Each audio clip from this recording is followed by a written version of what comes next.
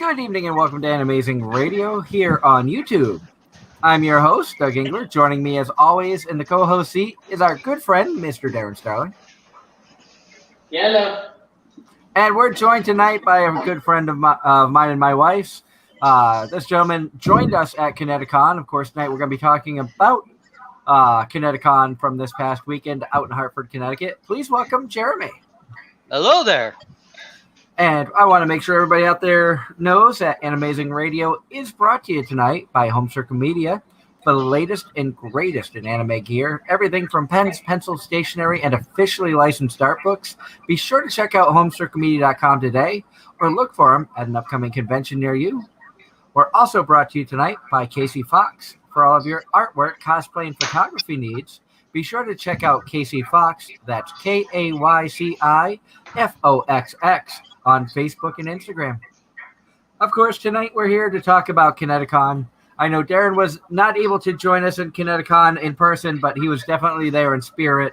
And I don't know, Darren, if you have any questions about what we experienced there, but man, do we have some good stories I think you'd get a kick out of. It was a great time. Plus, we do have some video that we took with my phone. We also got some with cameras that we're going to edit and put up later. So a lot of the photography that we took of cosplayers, cosplayer interviews, and the masquerade we recorded. So we're going to be having that up later on, hopefully by the end of the week. But Connecticon, it was to start off, it was a long drive out there. But once we finally got to the hotel, got checked in, you always hear some of those fun con stories or hotel stories. Our hotel room had a bathroom door with a broken piece on it, which kept getting stuck. Fortunately, we had a cosplayer with us with glue, and we were able to fix that. We finally got to the convention to get our badges, and no surprise, being the first con back after a pandemic, it was a little bit understaffed. People who were normally there in certain positions weren't able to make it because it was moved from July to September. And so there was a lot of confusion for press, for staffers, for things of that nature. Some people didn't know on the computers where to access certain things. But I don't fault Connecticon for that because it was the first con back. A lot of people are rusty. We're all trying to get things situated. And 99% of the staff handled it amazingly. Some of them, the stress got to it. They were a little snappy, a little short. But, you know, you're going to have that from time to time, especially at a big event like Connecticon. And I'm not going to hold anything against anybody with the convention because we love that convention. We have a lot of fun. I look forward to going back to Connecticon again next year. I would recommend anybody to go back. If you haven't been to Connecticon, I say go. They have a lot of fun stuff going on. Of course, we've talked all these weeks leading up to Connecticon about the great guest list that they had there. And I mean, Jeremy, you can vouch. We saw like 20 plus voice actors and guests that were lined up with tables for autographs and to meet the fans and stuff. Oh yeah, definitely agree with you. Being the first con since the pandemic opening back up, they had a pretty strong showing out there. I met Ron Paulson, Team 4-Star. You met Jeremy Inman, and just a lot of other great people who were there. And it was funny because finally, Darren, I got to meet Jeremy Inman in person. And you remember him from our Christmas party show. Yep. And I told Jeremy, finally getting a chance to meet him in person, it was like, that's still one of our most talked about shows from our fans, and he just laughed his butt off. And then we learned something interesting about Jeremy. He wasn't there by himself. He had his girlfriend with him. And of course, we had to go and of course, in Artist Alley, as everybody can see here, our figure tonight is Yuna from Kuma Kuma Kuma Bear. The only one in the dealer's hall. And it was her white version. I can't tell you how happy I was to find it. You're welcome.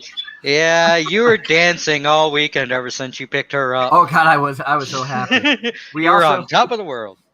We also ended up getting a mystery bag that had a plushie and a figure in it, and the figure, unfortunately, was Deku. So this is. But going back to the Jeremy Inman, of course, we had to get the autograph. Yep. But Jeremy wasn't, as I said, Jeremy wasn't there alone. As many of you know, because of you, Darren, I became a fan of Demon Lord Retry. And because of you, Darren, I tracked down Kylie Stewart with the bunny. Well, we ended up finding the hop at Connecticon. Welcome everyone for coming to Connecticon.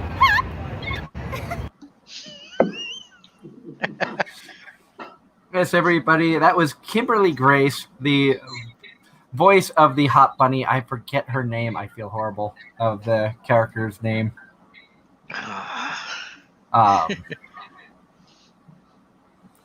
And she was so nice. She actually also voiced May in How Not to Summon a Demon Lord. And Haru's brother in My Roommate is a Cat. Of course, everybody knows we named the cat Haru because of the anime. So now we have an autograph from her brother. So it was a lot of fun. The Kimberly Grace autographs were not planned. I've come right out and say it was like, well, I didn't know she was going to be there. But, of course, we got to add to our Rosario Vampire autograph collection. Already on there previously was Leah Clark, but we opened it up and we were able to add Skune and Mocha. So we have Todd Habercorn, we finally got to meet in person, and Alexis Tipton, which means of the main cast, the only autographs I'm missing on this are Kurumu and Mizure, so Tia Ballard and Brittany Karbowski. So that was pretty cool. It was nice to finally get to meet Alexis. One show, Darren, I think you have to agree with me on. You always hear, people say, name one dub that's better than the Japanese. And what's the one show that comes to mind? Dragon Ball. Oh, come on. There's one better than that. No, seriously. Between that and Black Butler, those are the two most talked about shows where the dub is better than the Japanese. Well, what about Ghost Stories? That one too, but we got to admit, I've never seen it, so I can't comment on it. Oh, you've got to watch this. This is gold. It was a little bit pricier than. I've seen clips though. And don't feel bad, Darren. They're making sure I watch it too. No, I don't feel bad at all because I already know. I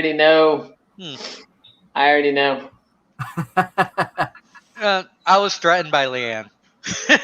Well, that sounds more reasonable because you actually. I'm sure she did it in person. She hasn't threatened me with anything yet, for the fact that I'm within reaching distance, though. Yeah, I'm about to say I'm about 800 miles away. So. Yep. We also got to meet Caitlin Glass, and we shocked her when we asked for a Rettery autograph. Obviously, Show by Rock. Everybody who knows the show knows how much of a fan of Show by Rock I am. The really, really cool thing about this thing is there's her chibi form when she performs.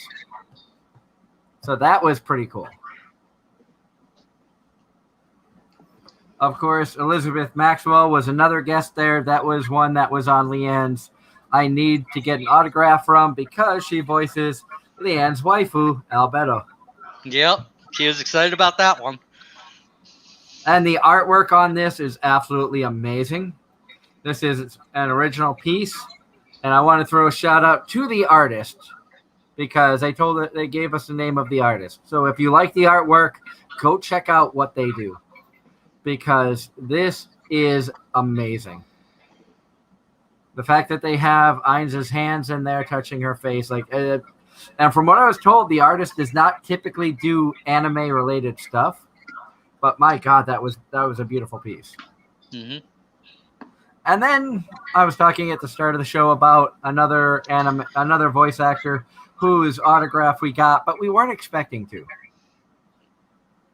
You know, Sonny Strait's a great voice actor, very talented guy, and we had no idea he voiced the Joker in Fire Force.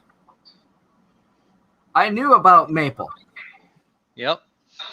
We went up to the table seeing if he had any Maple art up there to get signed, which unfortunately he did not. But he drew a little Maple on here for us. Again, show by Rock. And this is Sonny's art. So shout out to Sonny Strait for the great job on the artwork on this. I know in the camera here it's kind of tough to see, but. And then of course a big shout out to the Team 4-Star guys who were on hand. We got a poster, and they both of the guys that were there autographed that for us. Of course, we got some plushies and some pretty cool things.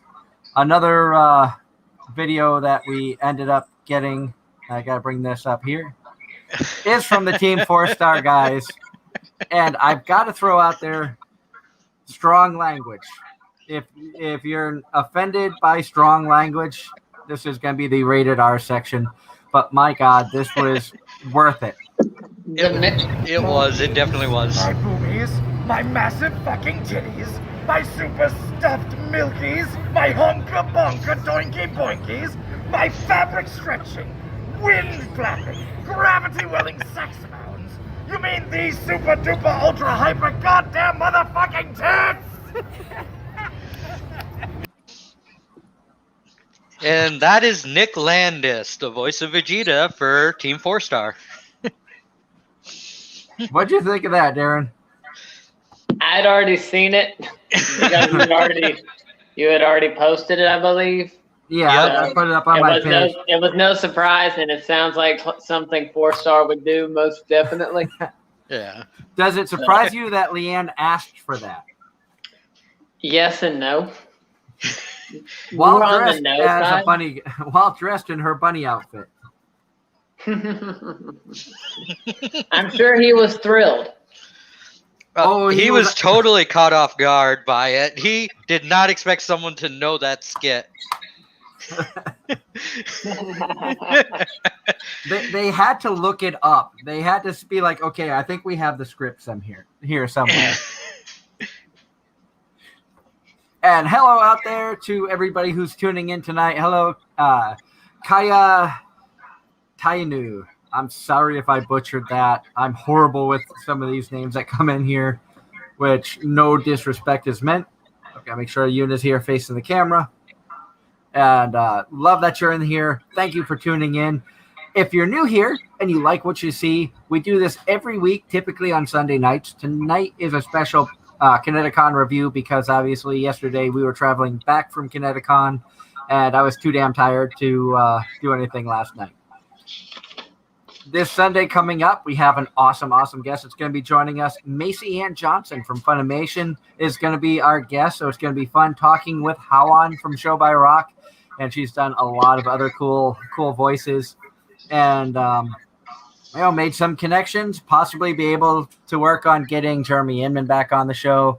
Maybe Todd Habercorn can come back on. Maybe we'll hear from Alexis Tipton or Caitlin Glass because I gave them both cards.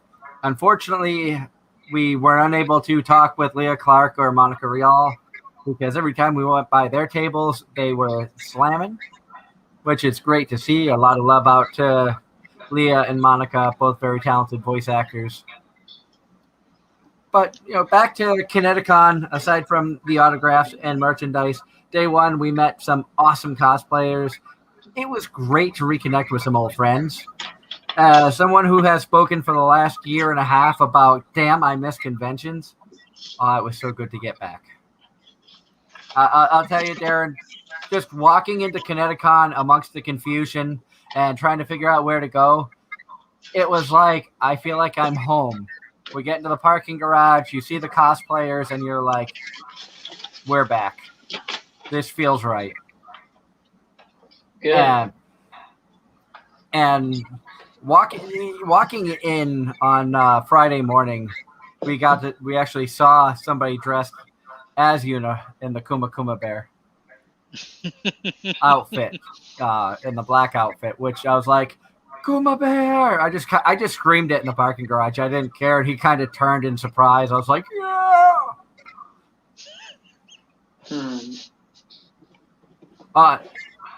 So Friday turned out to be like a busier shopping day for us. Get a lot of photographs of cosplayers, and my wife was in the masquerade, so she had her judging on Friday. So we had to get everything situated with that. For those who don't know, she dressed as Sylvie from How Not to Summon a Demon Lord, and so many people couldn't remember the name. She was just known as the guild leader. It was pretty funny. A lot of people were like, "You're the guild leader, Demon Lord, right?" She's like, "Yep." And she was dressed that way when we met Jeremy. And Jeremy's like, "Yeah, I directed that show." And it's like, "Oh yeah, you did." And Kimberly was right there with him. He's like, and she was in that show too. And she was like, "Wait, I was?" He's like, "Yeah. You were May, who was the cute cat girl from the inn." And, that's right. Yeah.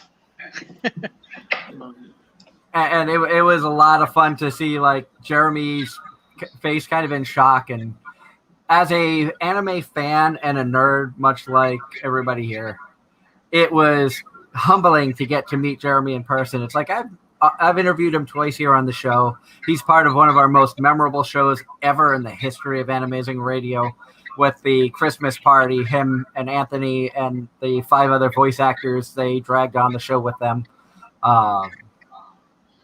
It was so much fun to finally get to meet them. And that pretty much was Friday. You realize how old you feel when cons come back, and by 7 o'clock, we're like, we're tired, we're hungry, we're just going to go back to the hotel room and get food and relax. That's terrible, especially since most cons go till 12, 1 o'clock in the morning. Connecticon does not, though. That was the thing. A lot of times the last panel started about 9 or 10. Yeah, they were ending about that time, yeah. That was the first thing you and Leanne said, was they were ending sooner. Wow. I guess, I don't know. I don't know if it's because of the venue that they were at, that they had to, because Friday they didn't start till, they didn't start events going till 11. And by 10 o'clock at night, things were wrapping up. Saturday's hours were a little bit longer, and Sunday had shorter hours, obviously, last day of the convention. Unfortunately, we weren't able to stay for Sunday because that was about 10 hours of travel time back home. But Saturday, actually, I have to tell a story for Friday night. It was funny because Leanne's in her cosplay. We're coming back, to the hotel, and the hotel we stayed at was not a convention hotel. We stayed at a hotel about 15 to 20 minutes away. So there weren't many attendees of Connecticon at the hotel that we were staying at, if any. I do believe we may have been the only ones. Now, my wife posted this picture on her Facebook, so it's safe to show. And so I'm going to post this up, and this is what she was cosplaying as. Now, imagine her and 2 guys walking down the hallway with her dressed in that outfit. We get out of the car when we get back Friday night, and she's dressed like that, going back to the hotel room to get food and just relax. Saturday morning, I didn't want to make the drive back to the hotel. I wanted to stay at the con all day. So she had to get back into the outfit before we left for the con because she was walking across the stage in the masquerade. So she had to dress like that. So the next morning, she's dressed like that, walking with the same two guys she showed up to the hotel with. We had the joke there, and it looked like the walk of shame the morning after. And we did shock the hell out of the one hotel person who stopped and literally did the Tim Allen double take. Because he was walking, looking at his phone. He happened to look up and down the hallway as we were walking up, and he looked back at his phone and was like, wait, what? He's like, what did I just think? He almost walked into the wall. It was hysterical.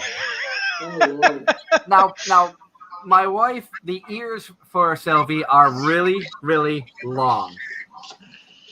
And so getting into the car, she had to kind of crouch down, bend the ears forward so that, they wouldn't break or get stuck on the roof of the car.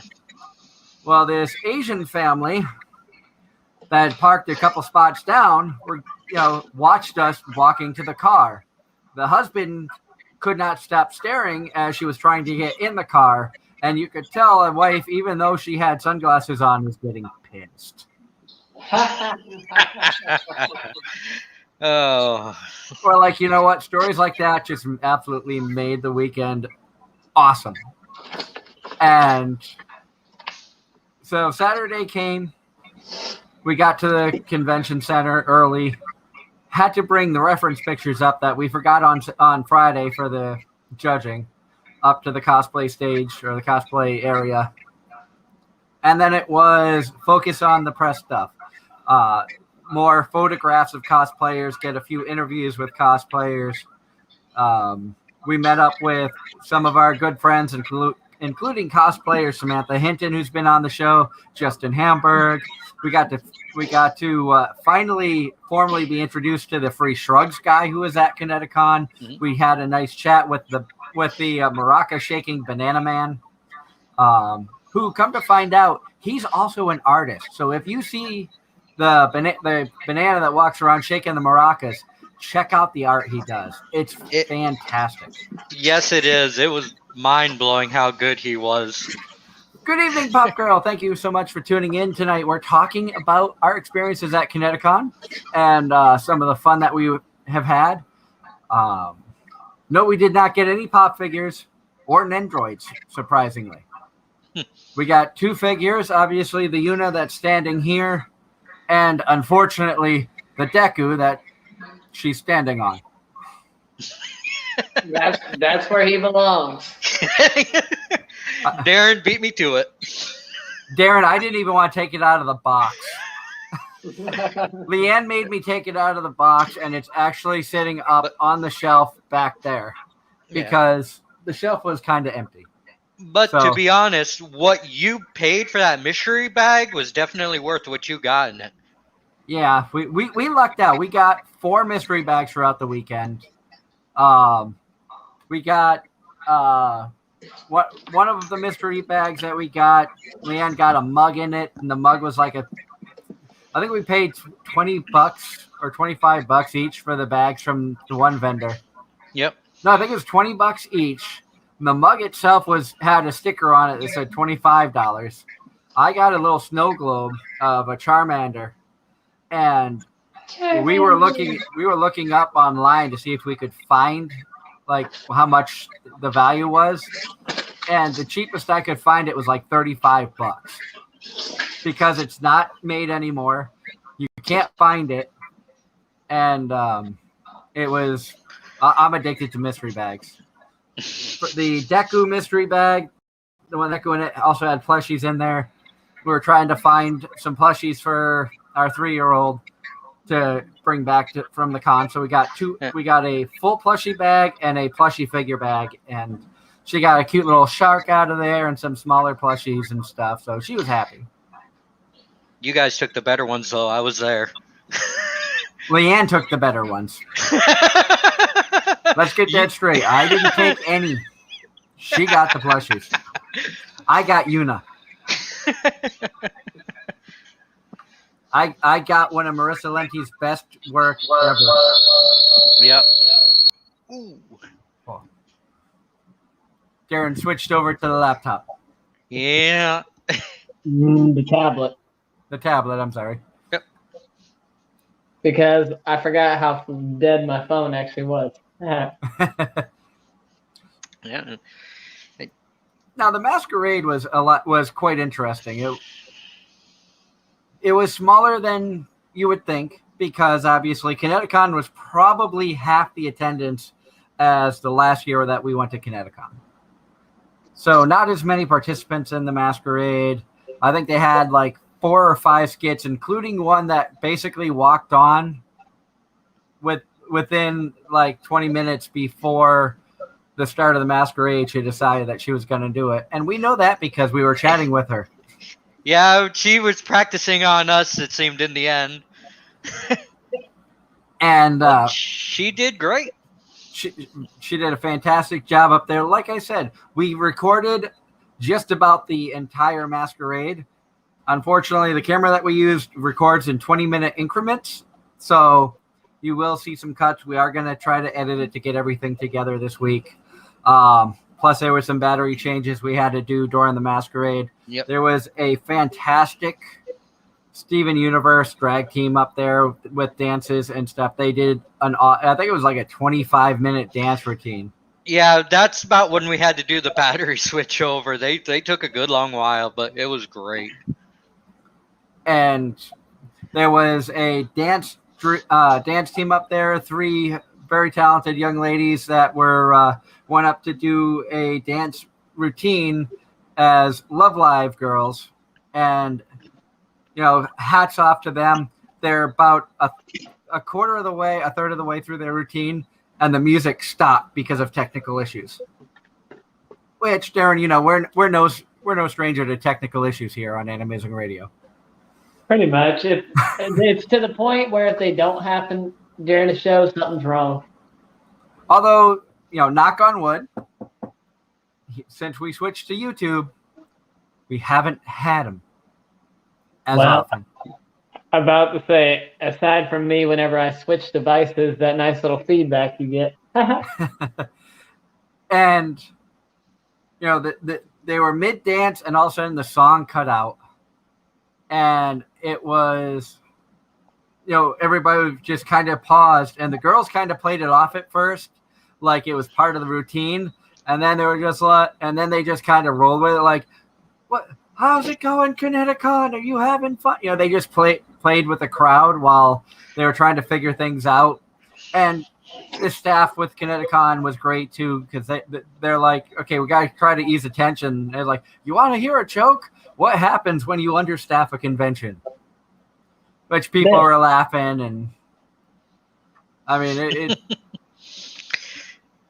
like I said earlier on, hats off to the staff of Connecticon. You guys did a great job out there. The staff at the convention center, the people parking. We talked to one guy who was out there parking cars. We were leaving at like 10 o'clock at night, and he had been out there since 11 a.m. So he'd been out there for like 11 hours working, just directing traffic through the parking garage. So, big thank you goes out to the city of Connecticut, the police officers, all the emergency workers, all the volunteers who worked Connecticon, all the people who were employed by the convention center, the hotel, the parking garage. You guys did a great job of keeping things orderly, trying to keep things moving at a quick pace. Yeah, they had a lot going on. I mean, even with you as being there as press, they actually didn't have press badges. You got an industry badge. And everything. So, yeah. And that, I think, might have been a mistake, but I'm not sure. Because when I told them that we got an industry badge, because they didn't have any press badges at the time, they're like, oh, really? Thanks for letting me know. Because it might have been something that was overlooked. So it is what it is. Hats off to everybody there. And Pop Girl in the chat room says, next year, I hope I can cosplay as Captain Carter. Cosplays are just amazing. The effort people take into it. And really, and I know Pop Girl lives in the UK. You come out here for a convention, like if you make it out here next year or 2023, if you can plan it in the summer, Connecticon is definitely worth going to. If you make it out in the spring, Anime Boston is the con to check out in the New England area.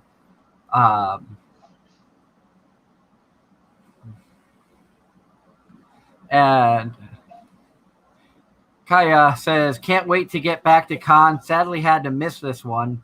All this brings back so many good memories. I'll tell you, I'm sorry you had to miss it. Understandably, a lot of people were skeptical about going back to a convention, especially the way the world is right now.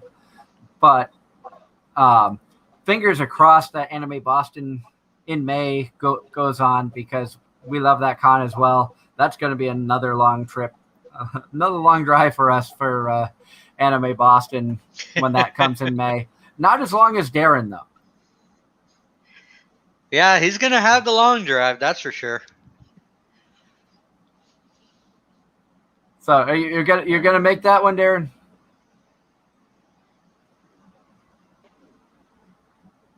He may be having some technical difficulties there.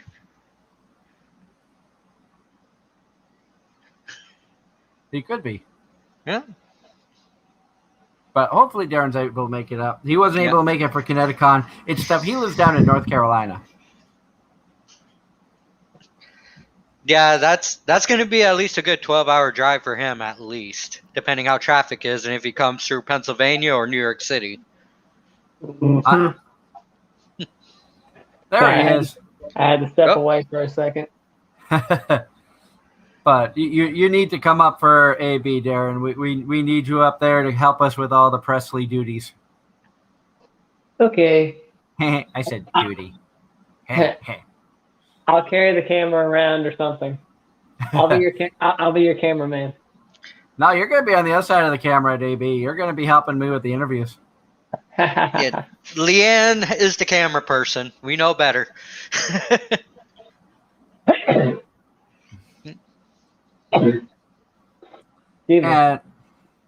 so the masquerade went on pretty well. We had a lot of fun watching the masquerade. And we experienced something new. You know, we didn't make many of the panels, unfortunately, because as most cosplayers will tell you, if you're in the masquerade, don't plan on hitting many panels during the convention. You're going to be doing more walking in the cosplay, preparing the cosplay for judging in the masquerade. And, you know, the panels that we were able, the panel we was able to hit at night was a death match.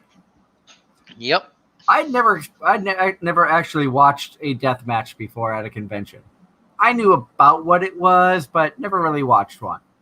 Connecticon did something new this year that I don't remember them doing in years past. They had a 21 plus room for the death match where you could go in and buy alcohol and sit and watch a death match. The border behind you was separating you from the actual death match and everybody who was under 21 or did not want to drink. Yeah, that was a fun night, especially when it came to the decision for the tiebreakers and everything, and they had to go to the drunks. It was quite fun about, you know, being like, all right, we got to go to the drunks now to decide who's going to win. And a lot of great cosplayers up there. And you will see that we were able to interview a few of the contestants from the death match. We don't have that video now for you guys because that is still needs to be edited. That's on the better camera, not just my phone. And we also got an interview with the ladies who won the death match, Lady Demetrius and her daughter. Yep. That was a great way to end the night, too. Last second, as we were getting ready to leave, we managed to stand there with them and get a good interview. And it was really funny because they said that, you know, we asked them what it was like to win. They said, we didn't realize we had to step on so many people to make it to the top. Which I think was the line of the night. And I was one of those people. And Pop Girl says, with the UK anime cons, you're drunk all day. That sounds like it could be fun. Yeah, that sounds like a great time. We'll have to one time go to one big con over there, I guess. And Jeremy, this was your first real convention, and I say real because here in town locally we have a smaller Comic-Con, Plattsburgh Comic-Con, which it's held in like a gymnasium. Not much in the way of guests. You see some smaller cosplays, things like that. But what was your opinion as a first timer to Connecticon, first timer to something bigger than the backyard con? Well, yeah, like you said, I mean, for years I've been in anime. You guys know I've been to a lot of local, little small ones. It was intimidating at first, but it was awesome to finally get my feet wet and go to a legit, actual big con in the big city with a lot of big name people.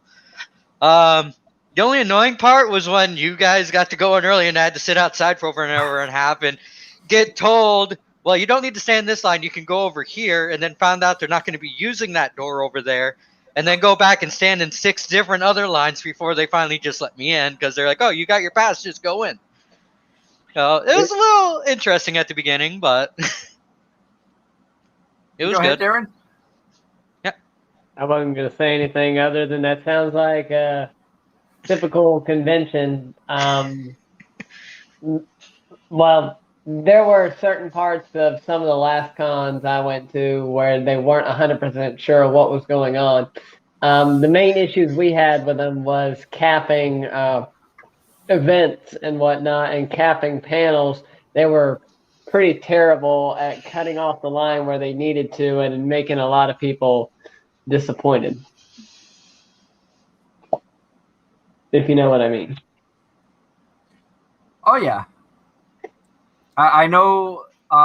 In New England, that they had some issues with Rhode Island Comic-Con one year because they had capped the building off, and the fire marshal said they couldn't let anybody else in the building. One of the people who couldn't get back in the building was William Shatner, who was a guest of the convention. Oh. Everyone's inside to see him. He's outside, not able to get in. And so there was a lot of stir. Rhode Island Comic-Con, sadly, is a convention we have never been to. Maybe one day we'll try to make it, but we have not been to that one, even though for many years we lived in the New England area. Now we're in upstate New York, and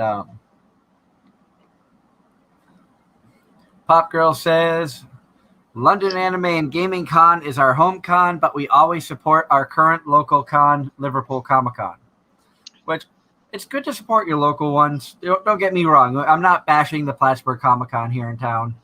Sam Chase, we've had on the show in the past, does a really good job putting on multiple cons throughout New York, and I believe he's trying to get some going in Vermont.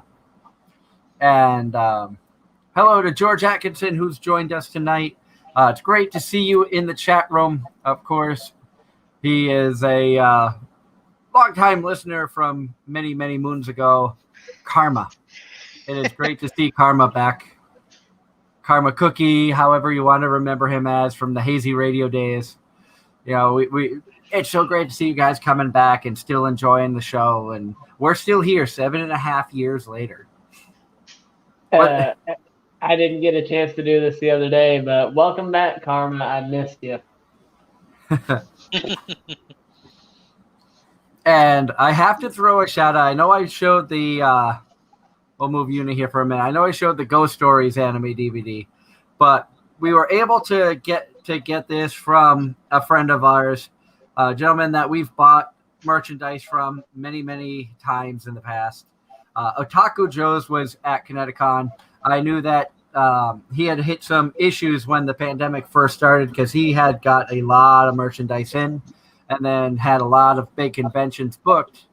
And I saw a lot of times on Facebook he posted where he was basically selling merchandise out of his house, you know, posting it up on Facebook and I had reached out saying I wanted to get Ghost Stories from him, but at the time I didn't have the money. So knowing he was going to be there, I had to buy it from him. So, you know, and he was wonderful. We love talking with him. He's a good friend of one of our sponsors, Gavin Goska with Home Circle Media. They have an interesting friendship, how they met and everything. So to Otaku Joes out there, if you're tuning in or if you watch this, hail Satan.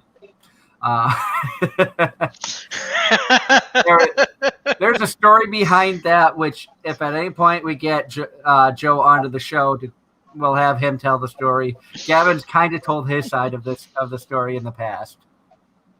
And I know Otaku Joe myself for the fact that he's come to several conventions. I think he's been to both SuperCon and Anime-Zing.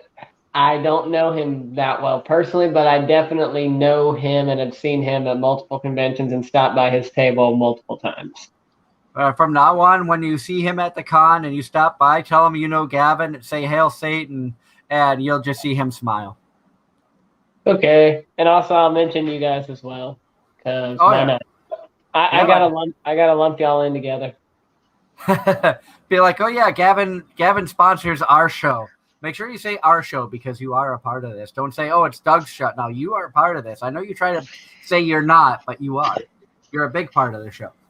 I won't let you get away with just being like, oh, this is your show. No, it's our show. He's not letting you shift the responsibility.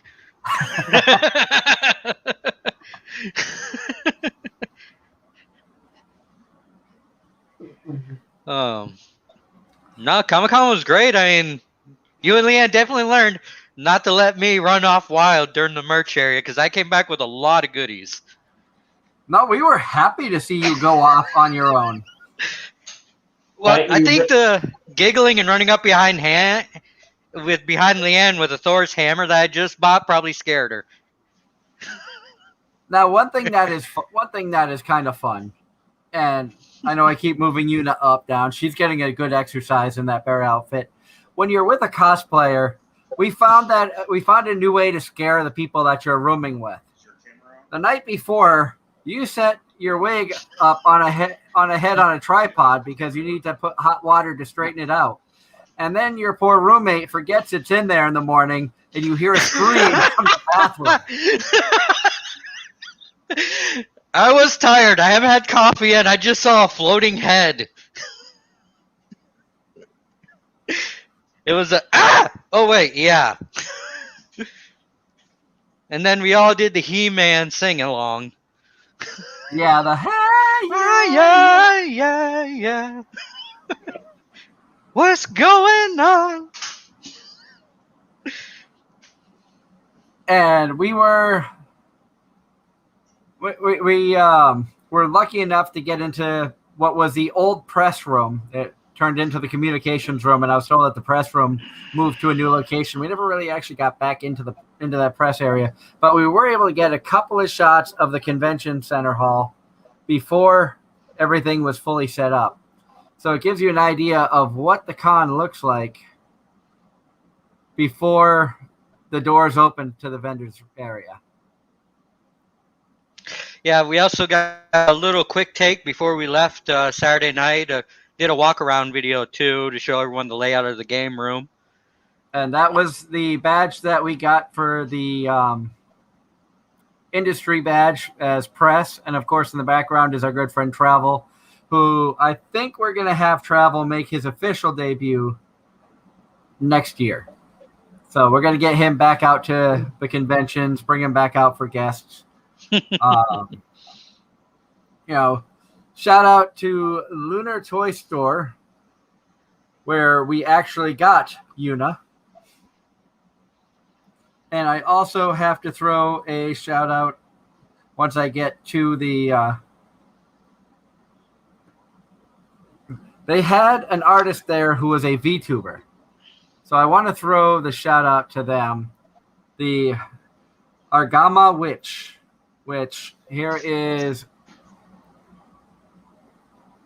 some contact info. Check her out. It was really neat the way they had it set up. They had all of her art there. She had a proxy seller there, but she was streaming live on VTube with a camera set up, so she could see you when you walked up, and they would say hi.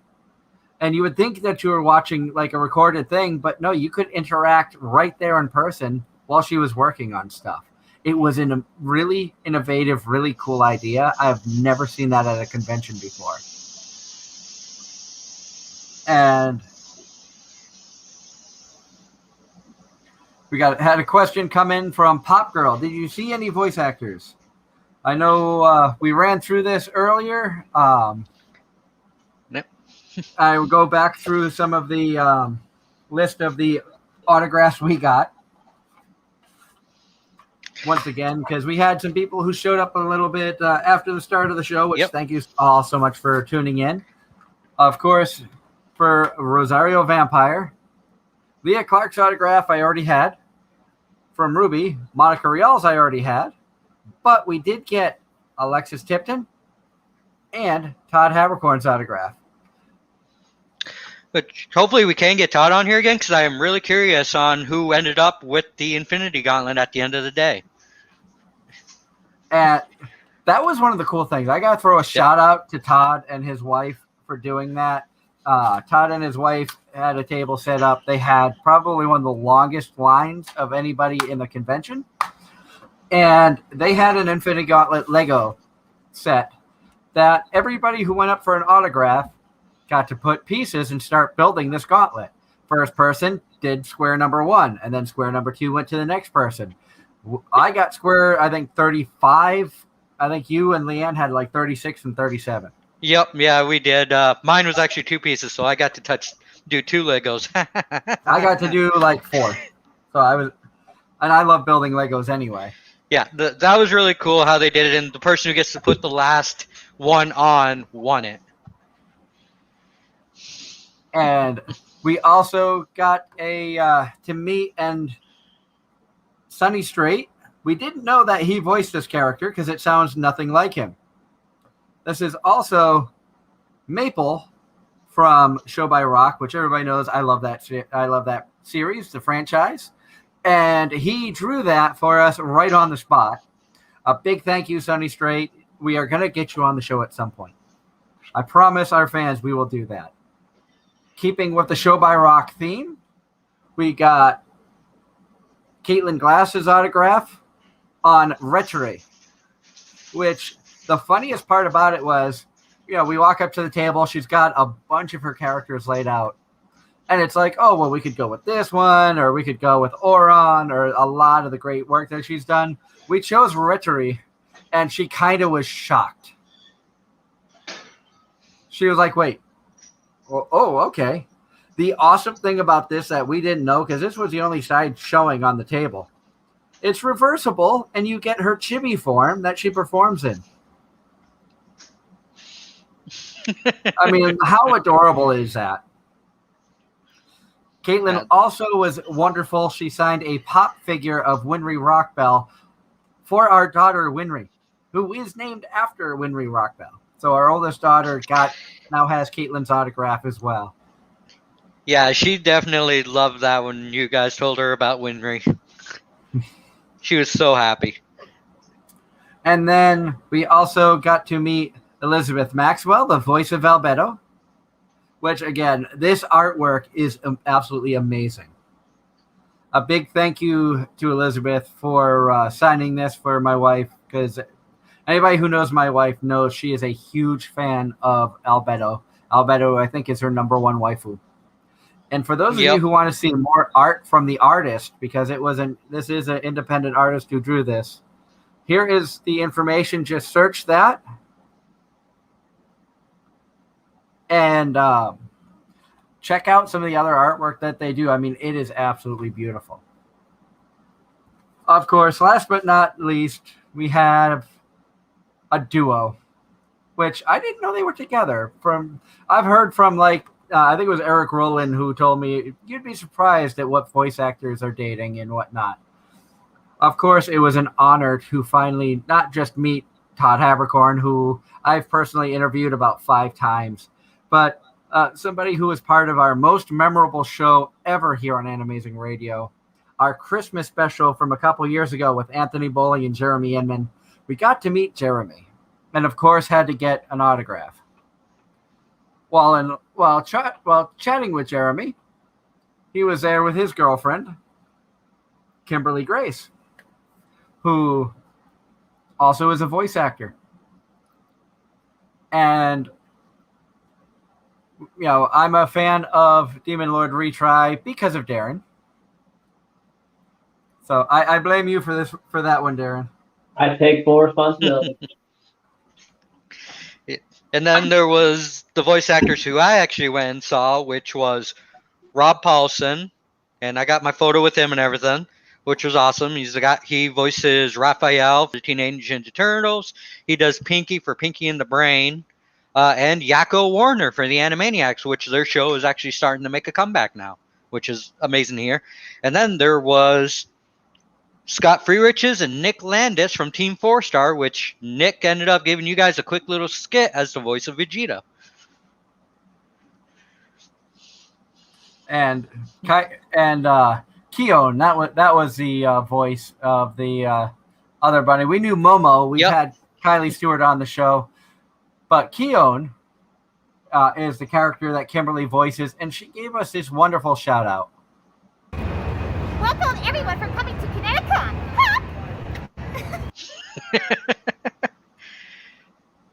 So, for years you've heard the bunny soundbite. Now we have a hop.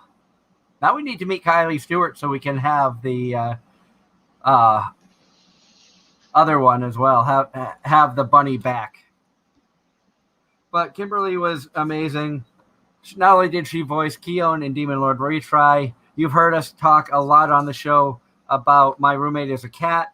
You know that many of you know that we named our cat Haru after the main cat from that. Kimberly voiced Haru's brother. Which, how adorable is this cat? I mean, come on, that's adorable. And because Leanne showed up dressed as Sylvie from How Not to Summon a Demon Lord, a show which Jeremy directed, Kimberly was also in that, and we had to go for the twofer from her. They gave us a nice little deal because they're awesome. We got God, I forgot her name. I just blanked on her name now. May. May. The innkeeper from How Not to Summon a Demon Lord.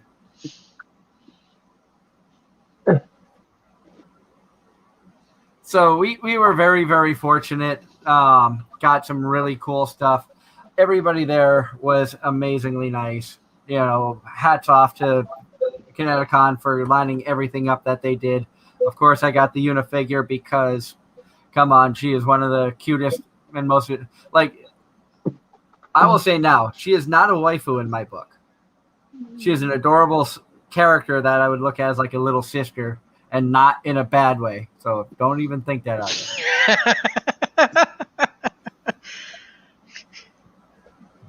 there. Didn't you say you were thinking about cosplaying her at one event in the future? That is a idea that we are looking at. So spoiler alert, I am looking at cosplaying Yuna at Anime Boston next year. So if you want to laugh, Darren, we're looking at doing her outfit, but interchangeable. Because in the show, this is her sleeping attire, where you can see on the head, the bear is sleeping. The black suit is her daytime attire, where the eyes are open and the bear's awake. Yeah. At which I do plan on cosplaying as well at Anime Boston with you as Krillin, thanks to no small part pressure from your wife, Leanne. Because I am short and enjoyable. You mean you don't want to cosplay as your waifu as Trash Man? I could never compare to that guy. He did amazing. That was one of the best first day cosplays we had seen on day one. That guy definitely made a lot of people laugh. And you should see the ones where they do that, and then they actually stick the pictures of a lot of people's waifus on the trash can. I think I've seen that before too. That's pretty good. Yeah, that's a good one there. Huh. Now, another show that was popular out there, and you see cosplayers cosplaying from like the two main characters from it. Nekopara, I've talked about in the show a lot, and Darren, you know that we enjoy Nekopara. We talked with Bryn last week about her role as Chocula. Mm-hmm. Well, there's one cat that, my wife and I both agree. It's not often we agree on best characters in a show, but Coconut, we feel, is the best girl from Nekopara. And we actually found a Coconut cosplayer. So to the young lady who was cosplaying as Coconut, thank you. Yeah, that was a great cosplay, and that definitely made Leanne happy. I believe that was the only one we found there, too. Yeah, that's the first cosplay from Nekopara that I've seen that was not chocolate or vanilla. Mm-hmm. We also saw an adorable Kana cosplayer from Miss Kobayashi's Dragon Maid, which, yes, Darren, most of the weekend, the songs we were playing were from Dragon Maid Season 1 and Season 2 openings. All the way there and all the way back. Well, the Season 1 opening is still superior to Season 2, just in my opinion. Yeah, I like it Yep. better, but they're both catchy as hell.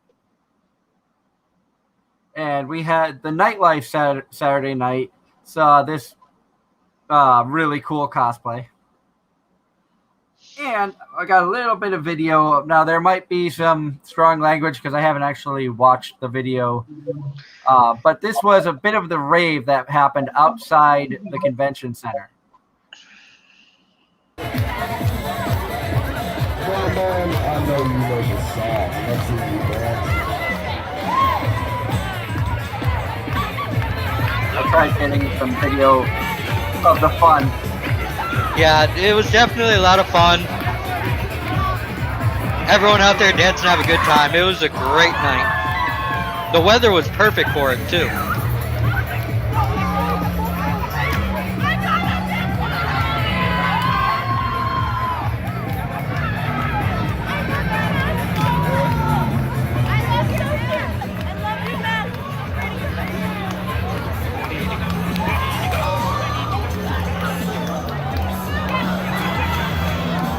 Hey, yo, real quick shout out to every single one of you sexy ass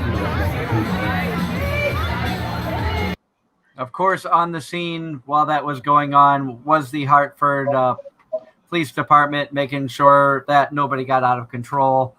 I didn't see any alcohol outside. I didn't see people drinking. There was nothing like malicious or anything going on out there. It was just a lot of people. As you could see, a lot of cosplayers having fun, dancing, DJ, smoke bubbles, and just regular bubbles and laser lights. And it was just a huge party.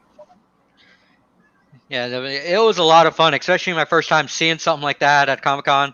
You know that most of our smaller cons up here usually end early in the night because they're so small.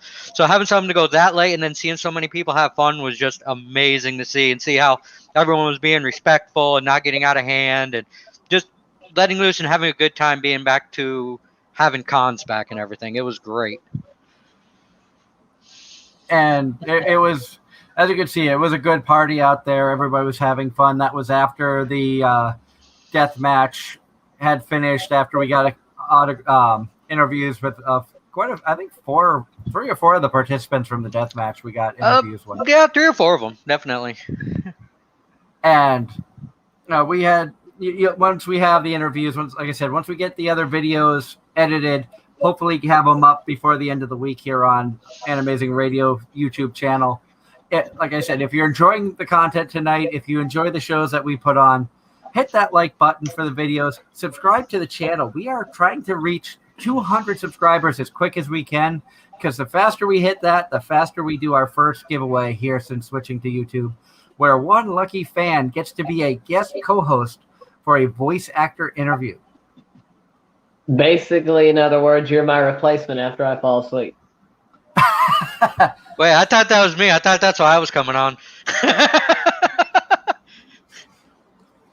oh no, Darren, nobody could ever replace you. It's just a fill-in. Jeremy is going to be joining us more for shows that when we talk about tabletop gaming in the future, because we have started branching off that way. Jeremy is a DM. He likes the tabletops. He likes the RPG side of things, which Darren and myself don't know a ton about. And I think it would be fun when we bring like Douglas Shoot back on. We start expanding off into some of the gaming world, some of the stuff that we're not extremely knowledgeable on. I think it'd be fun to have somebody who's got a little bit more insight. Yeah, definitely. Looking forward to it. And if we can, hopefully eventually have Team 4-Star on, because, like, I've been following them for 11 years now, and I've followed them ever since I was in the military and everything, and just been a fan ever since. Speaking of which, did you give them a card at least, Doug? Yes. I give a card to everybody. I went through, I bet you I handed out 100 to 200 business cards. And he was on spot. He was right there. Here's a card. Here's a card. Here's a card.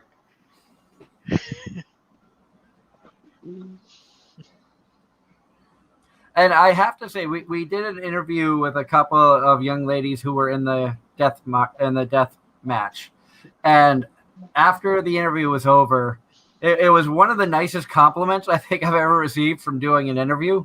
They were like, "We want to thank you for being so professional. We've had a few other interviews where it seemed like it was their first time, but they're like, but you were very professional, courteous and everything. We thank you for that." Which, this is my 6th year of covering Connecticon, so I think I know how to approach people in a polite manner to hopefully get photos and possibly interviews.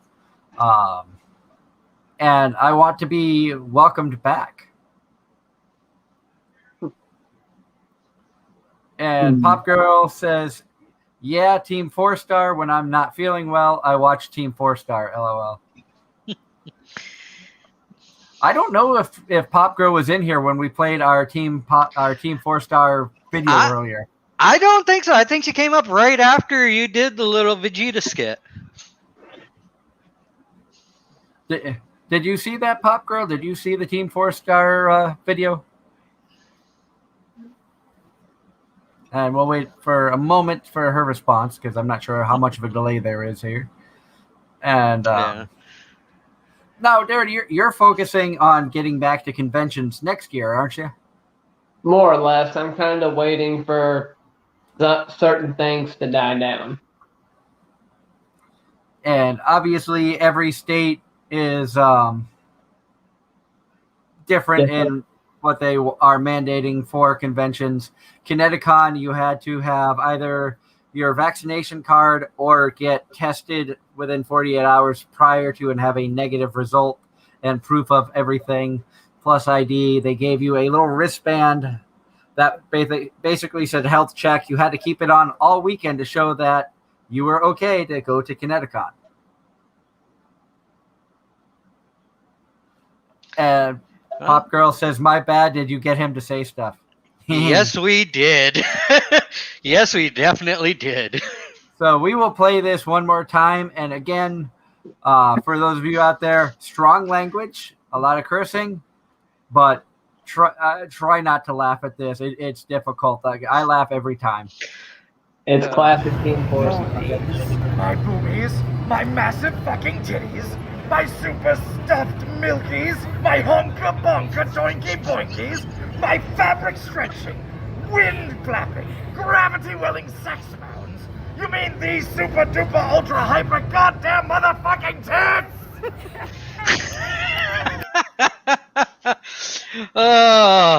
If only we could have recorded when he yelled he was gonna fucking kill me earlier in the day when I was talking with him.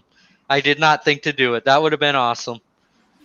Now, to give you an idea, they were at their table in the signing area with all of the other celebrities. Todd was at his table. Caitlin Glass was at her table. Sarah Wiedenheft was like a table diagonally from his in another row. Yep. That was not Chris Sabat. What was his name? Nick. That was Nick Landis. Nick Landis from Team 4-Star. Yep. Oh my God, it's getting late. And oh, we only been going for an hour. Come on. I know we normally go 2 hours. Yep. Okay, but we're not allowed to fall asleep before I do. Oh, this is why I came. Where you brought me on, so you both could fall asleep. No, but, yeah, he actually was yelling that pretty loud, and a couple of people were looking over, like, "What's going on?" But Leanne was the one who asked, and just the look on his face was, "Oh no, somebody knows about this." Like, I think they were shocked of anything that he could have been asked to say. It was that. Yeah, he was definitely in shock. And as you see in the video, him looking down, he's actually having to read the script because he couldn't remember it because we caught him so off guard. And Team 4-Star does a lot of abridged stuff, including Dragon Ball. So that's why he sounds like Vegeta, because that was a Vegeta skit that he had done in their abridged. So check them out on YouTube after the show tonight. Team 4-Star, they've got a lot of really good stuff. My wife had known about them before I did. I was introduced to them this weekend. Of course, we got their autographs as well. A lot of prices were pretty good, were pretty decent. Most of the autographs were $30. Some of the voice actors, though, and I don't know why it was such a big deal, but many of them had different price for signing pop figures. I'm not 100% sure why. Like an autograph like this was typically like $30. But if you wanted a pop figure signed from certain voice actors, they were upwards of $70 to get a pop figure signed. Yeah. And that's if you had your own. Why? Would they sign him directly on the figure, or was there a platform they were signing? The pop figure we got signed, they signed the box. They signed the like the clear part on the box. Okay.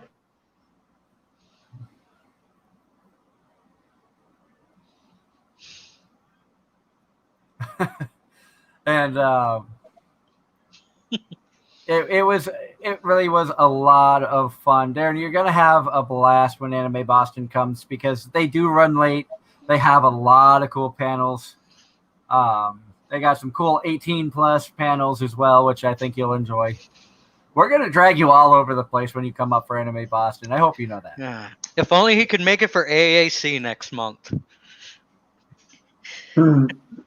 Well, I don't think I'm gonna make. Like I said, I'm not going anywhere till the end of the year. Plus, I'm on a record-breaking year this year with my business, so I can't afford to go anywhere right now. I have so much stuff to do. Can't blame you there, bud. You got to do what you got to do to make money. That, and also especially with this stuff being in alignment with the weather. Wow, the conditions are good. I got to get all I can done. That's why he's got to drop the day job and just focus on his business. Which is about to start happening very soon. Because I don't think I'm gonna last another. I don't think I'm gonna last another year there. They've got so much stuff going on. I don't think you should be there come December. But that's just me personally. That's just my personal opinion on knowing how much you work, because I've been there. Well, the only reason being that I'm still there through the winter months is because my stuff slows down. Now, granted, that may change this year since I actually got enough clientele and word of mouth now, or hopefully I can get a lot of pruning and mulch and leaf and all this other kind of stuff throughout the winter to keep me preoccupied. And then next year, when he comes up to Anime Boston, we're going to have him cosplay as Krem from Interspecies Reviewers. Nope. If you actually look at the picture I have on set up right now instead of my camera, if I cosplay anybody, it's probably going to be him first. All right. Do you recognize him, Jeremy? I'm going on no sleep. My brain is fuzzy. I recognize the picture. I cannot think of the name. Would it help if I said he's from Medaka Box?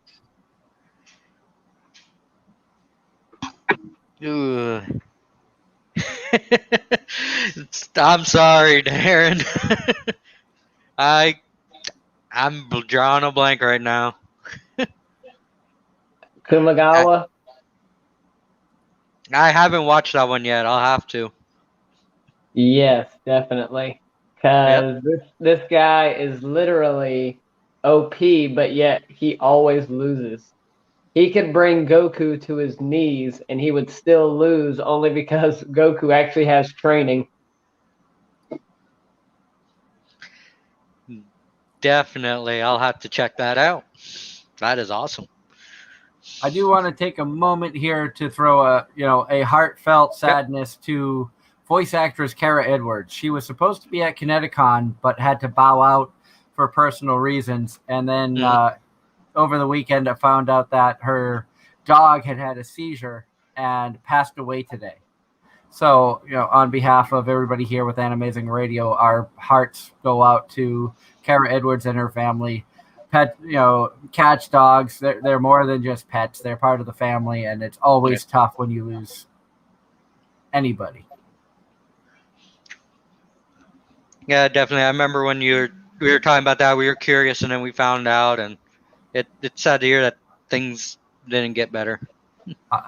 Her dog did pass away at home. They'd rushed their dog to the hospital on Friday night, and Saturday I think they brought the dog home, or Sunday they brought the dog home, and so the dog was surrounded by the loved ones.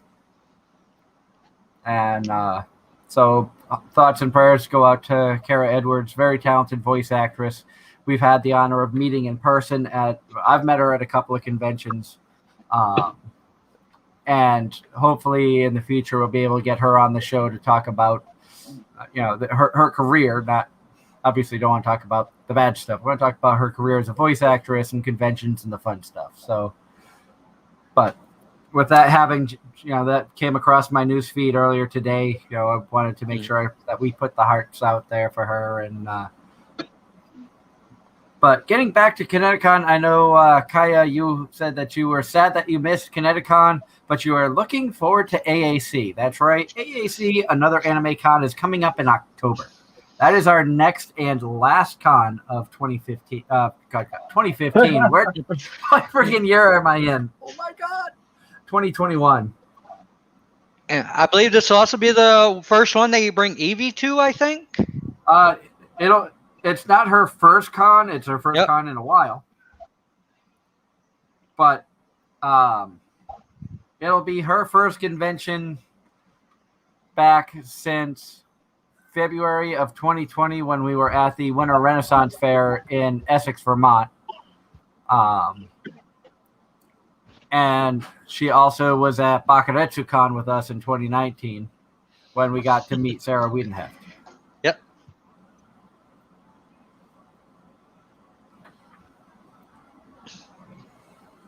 Yeah, I'm definitely looking forward to going with you guys to this one. This AAC, and I know we focused a lot on Connecticon this show because it is our Connecticon review. Mm-hmm. I do want to say AAC is a wonderful convention as well. A little smaller than Connecticon. Like if both are at max capacity at the venues when we've been there, when things were really jumping, AAC is definitely a smaller con. Attendance wise, they usually don't have as many big guests. Usually they have 6 or 7 really good guests. AAC was where we met Michelle Knotts for the first time, Damon Mills for the first time, Josh Greeley, and AAC is small enough where you can sit and actually like chat with them a little bit. One year when Josh Greeley was a guest at AAC, we walked into the dealer's hall, and he was just sitting on a stack of folded tables with his coffee in the morning, just kind of going over notes and things, and we just kind of like. We knew who he was because we've talked with him before, and we just kind of walked up and was like, "Hey, Josh, how are you?" Had like a 5-minute conversation with him. Just he's sitting on tables, just like anybody else. I don't think anybody else knew that it was him. And so that's kind of the cool thing about these smaller cons. BakuretsuCon's not happening in 2021. We're hoping for 2022 that they will come back. We also have put word out that we are offering our services to help volunteer to get Bakuretsucon going next year if they need any help.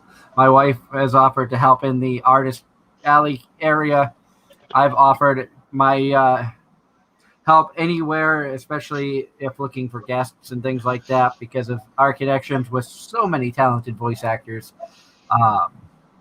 Like I said, we've been doing this for 7.5 years. We've interviewed over 50 different voice actors, all the way from Pokemon to Hollywood actresses like Giovanni Cruz, who was recently in movies. And she put out on her social media that she is going to be in a couple other movies coming up. So hats off to her. We found her because of Show by Rock Mashu Maresh, where she does a great job as Himiko. And we're going to try to reach out to her again, see if we can get her on the show to talk about not just her voice acting career, but it might be fun to talk about her acting career, what it's like to be in the movies. And of course, we'll have Darren on to talk about what it's like to be in the movies as well. Right, Darren? Sure, why not? Throw you on the spot there. Darren's Hey, movies are usually documakras. And Well, they involve my documakras. It's generally me sitting at the table by myself and then them having a plate right in front of me and us eating together or something along those lines. a nice candlelit dinner. Yep. Just call me Giga Wannabe. I won't lie. I almost was tempted to. Well, I'm not gonna say I was almost. I was tempted to get a documakra, but I spent my funds more on autographs than that. Plus, I didn't really have one that jumped out at me.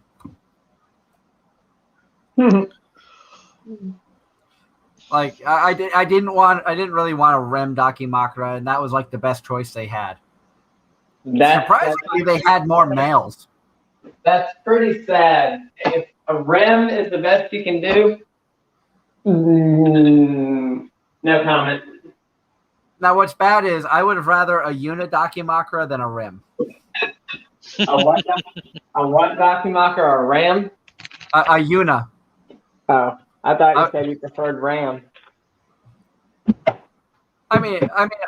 That's another good question. Rem and Ram are twins. Mm-hmm. One has pink hair, one has blue hair. Why does the blue hair get all the love and everybody basically craps on Ram? Her attitude and the fact she has a flat chest in comparison to her sister. I like how Darren's right there. Boom. Answer. Hey, look, I like Ram. Don't get me wrong, but in terms of attitude, I really prefer Ram. And going back, a comment in the chat here. AAC has been the con where I've met most of my friends. I love smaller cons. I don't know if we have met you in person at AAC yet, but definitely look for us. We will be there in October. I would love to get to meet you if we haven't met in person before. If Leanne's plan comes together, we'll be easily to identify too. Really quickly, define smaller con. What kind of attendance are you talking about as a normal attendance? Bakuretsu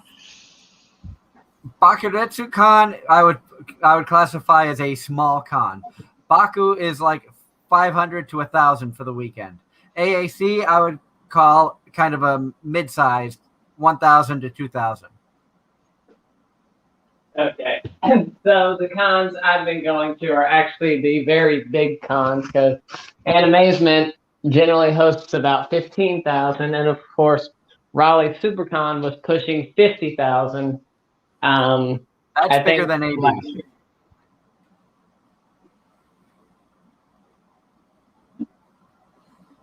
Yeah, Anime Boston usually averaged about 25 to 30,000 people when things were going good. Connecticon is usually around the 10 to 15,000, I think. Maybe they hit 20,000 when things pre-pandemic. This year, I would say maybe stretching at 5,000. Maybe. Just from what we saw. Oh, and Karma? Sorry, I just saw his comment. That's me more so than Doug.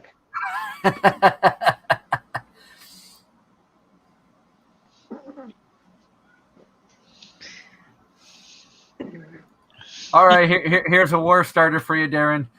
Kaya says, I'd go for Kotari, best girl in Date Alive. No. Nightmare. Kermie is best girl. No, not Sumiya's best girl. Best girl didn't come in until season 3.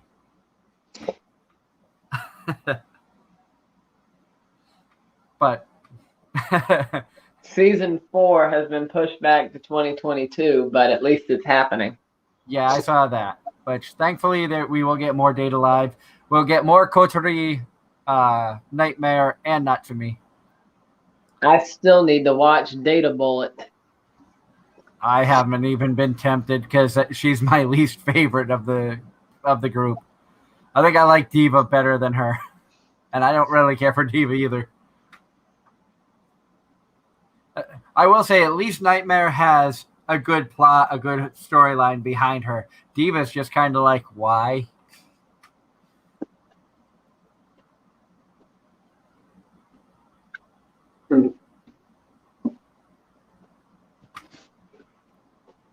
And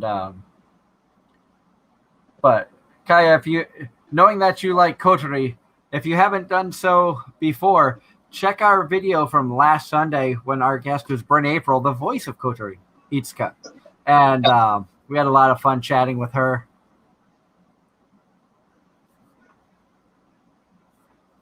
And Karma or George in the... I'm going to confuse people, and I'm like, Karma in the chat room, even though it's in there as George Atkinson. George says, I am embarrassed to admit I had to watch a couple of episodes before I understood the plot in Data Live. I think a lot of us did. I think a lot of us were like, I'm not sure what's going on, but the girl's pretty, but Toka's pretty cute. Let's see what happens next.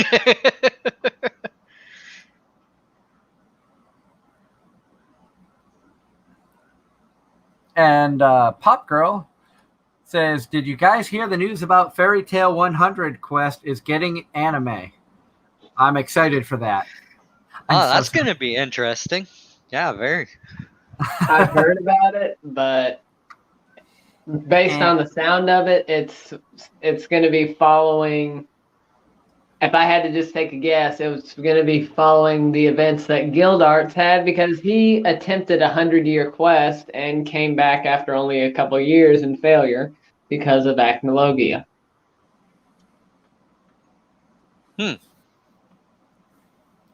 So Fairy Tail 100-year quest, is that going to be another like 400 episode anime with 300 episodes of filler? Probably. You mean like every other mainstream shonen? Yeah, like Dragon Ball, Naruto, One Piece, My Hero. The worst part is all those filler episodes are planned, and I'm going to throw Pokemon under the bus here too. But at least they got away with comedy, especially when Team Rocket showed up, which was practically every episode. Yeah. At least Team Rocket made even the filler episodes fun. I mean, you look at it. You look at a show like My Hero, where, let's be honest, we were asked, why does everybody hate Deku? He's a bitch. And, that's why nobody likes him. Well, from the sound of it, basically judging by everyone's reaction, everyone's enjoying this new arc with the villains instead, saying that this is actually better in many ways than some of the main characters. And I could almost agree to that. And honestly, I think the villains are more interesting in My Hero than the actual heroes. One of my favorite characters is a villain from My Hero. The schoolgirl dressed with like the little mushroom ball things in her hair. Oka? I think so. Yeah, I think that's everybody's favorite girl character that isn't our two main girl characters. I think that's pretty much everyone's favorite female villain character. Yeah. Himiko Toga. I said Toka. I meant Toga. Now I So- feel ashamed. But it's my hero, so I don't care. Yeah. Darren and I are in agreement that My Hero started off as a fun thing, but God, you made it so damn long that we lost interest. Well, that and Deku. Yeah, Deku's kind of a whiny bitch. Mhm. I did see quite a few Toga cosplayers at Connecticon, of course, with Leah Clark being one of the guests. Yep, definitely. There had to be. But as much as I like talk badly about My Hero and the fact that I don't really care for it because I got bored, I still will give a ton of credit to the creators of My Hero for coming up with all those goddamn quirks. We're not just talking like 5 or 6. They came up with hundreds of different quirks. And at that point, I always got to compare them to Medaka Box because they came up with I don't know how many different skills for every single character in that show. Because one of the main characters that unfortunately was shown in the very last episode of the show before they discontinued the anime for whatever reason, Ijumu, she basically has 7 quadrillion skills at her disposal. It's almost like oh, go ahead. And I actually got a photo right here of her from the manga. All of those in the background behind her, I don't know if you can show that on the stream, Doug, but all of those are her skills. And that's just a small fraction of them, and they're all written in English.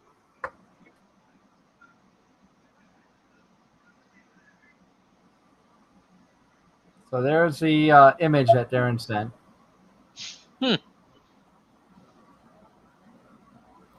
Yuna jumps back up. I'm having too much fun with the Yuna up and down and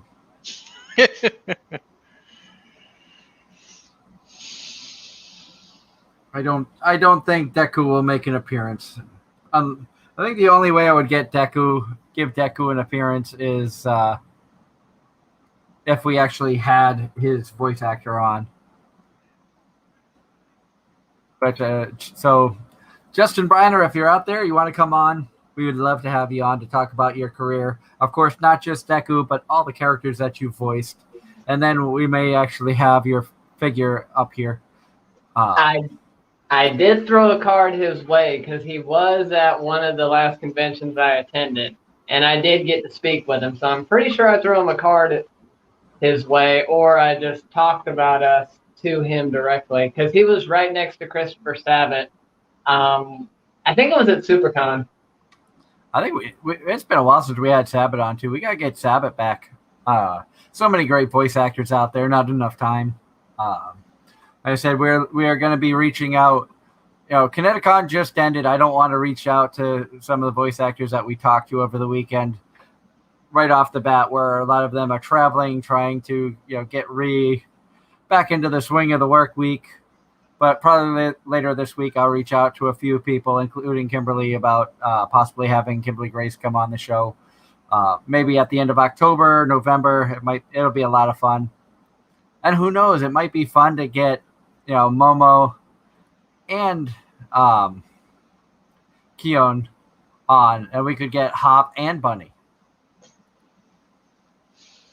Question is, if we got both of them on there, could Darren contain himself? We know that Darren likes bunny girls.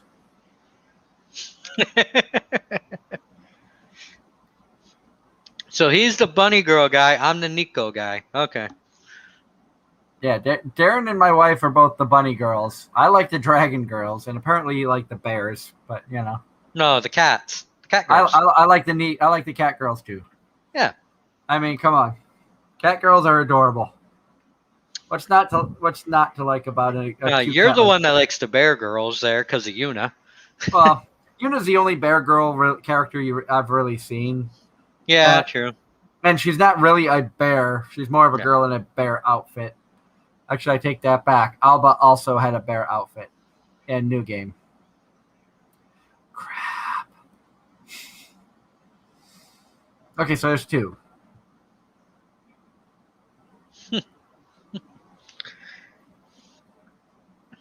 And we have Karma says, I almost hesitate to mention it, but stumbled across a new gem. House Mother for Heavenly Dorm. Gotta warn, a bit fan servicey. So we'll wait till Darren comes back, because I think Darren's talked about that one or had that on his radar. Yep. But all in all, Connecticon, a lot of fun. I understand a lot of people didn't make it this year for one reason or another, which is perfectly fine.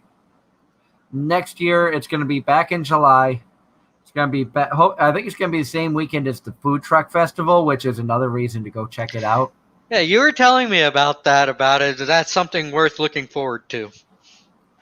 The Food Truck Festival, the year that we were actually able to make it for that, they had over 40 different food trucks. And you had everything from sausages to pizza to burgers to poutine to ice cream and all sorts of cool stuff. Like we walked past it, and they had them in like 3 or 4 different areas of just food trucks lined up. And you just walk through, see what you're in the mood for. And it was great. It was cheaper than some of the con food. No offense to the vendors and I know you have to make the money, and prices at events are always jacked up. But you team that up with the Food Truck Festival, and it was such a fun time. Yeah, I mean, we did go for a little walk at Connecticon, and we found a nice little pizza joint that was actually really good, and I enjoyed it. And Connecticon 2022 is going to be July 14th through the 17th. So feel free to start your planning now. And I'm not sure who they're going to have for 2022 as guests. Obviously, it's still too soon to really know who's going to be there as guests just yet. But you definitely want to check that out. Looks like Darren is back. Sorry about that. I needed a shower. No problem. Vincent, we don't normally cuss here on the show. We try to keep it PG-13. Tonight we have shown a video or two from Connecticon where there was some strong language, but typically we're not. We try to keep things here friendly for all ages. Mm-hmm. And to answer Karma's question, or to respond to his comment, yes, it's been on my radar. No, I have not started it yet, but I've seen clips and pics from it, but that's about it. And I don't know if you'd heard my question, Darren, but if we're able to get Kimberly Grace on and get Kylie Stewart to co-host, would you be able to handle yourself knowing that we had Momo and Keon, 2 bunny girls, on at the same time? I think so. Until you get my Sakura Jima's voice actress on, then we'll talk then.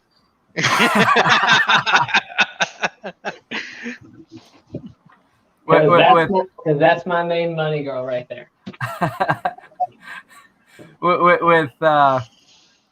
Of course, with Kylie and Kimberly, we would get a lot of bunnies and a lot of hops. Which I still got to figure out how to get that sound bite into a video and just be like, okay, I'm just going to play this on there. Hop! Because meeting her and Jeremy was really awesome. And I got to play it one more time because it's just great. Welcome everyone for coming to Connecticon.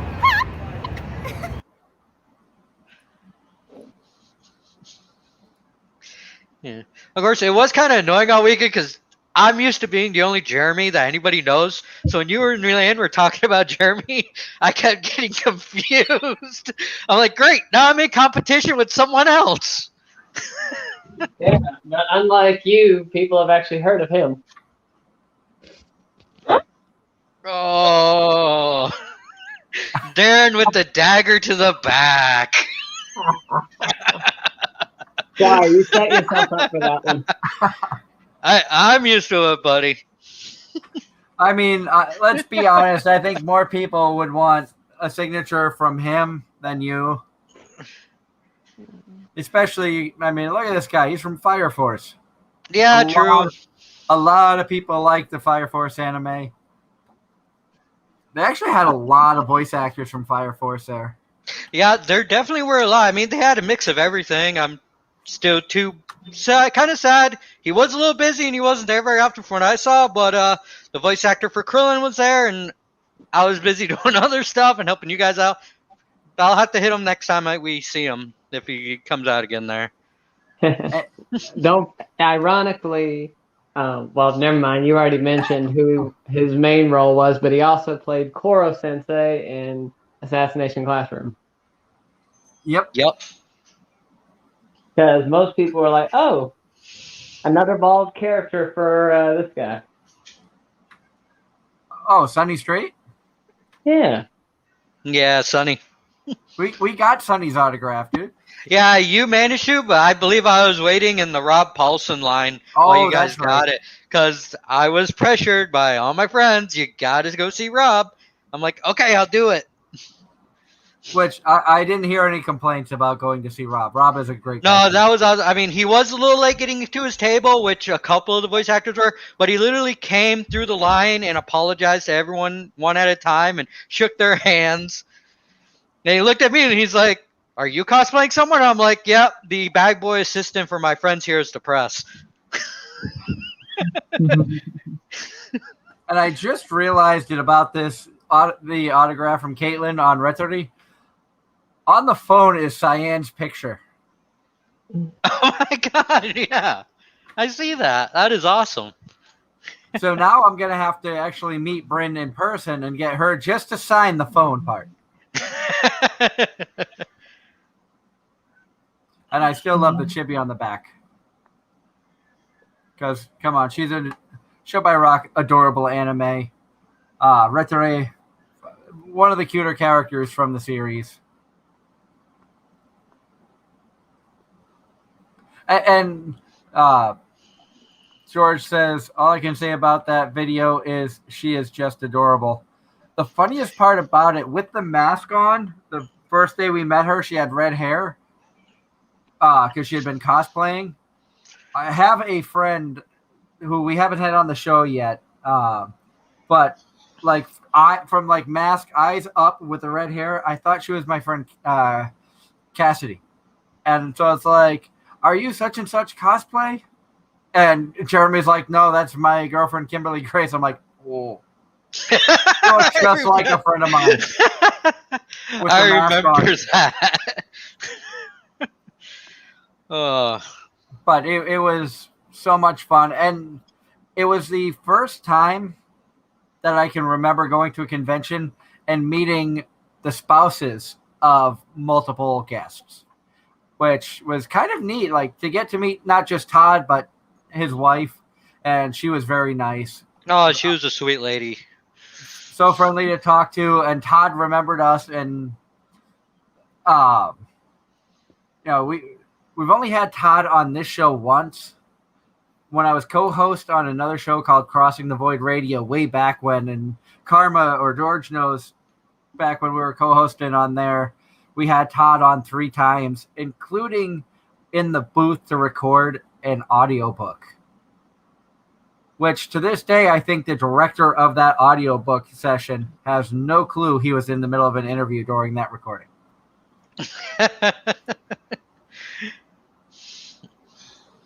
And it was great because it'd been years since we've been trying to meet Todd.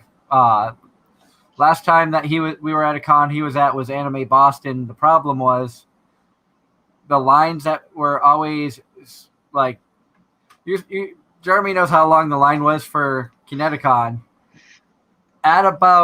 Take that line and times it by about 50, and that was typically the line for Todd at his table to pay for an autograph.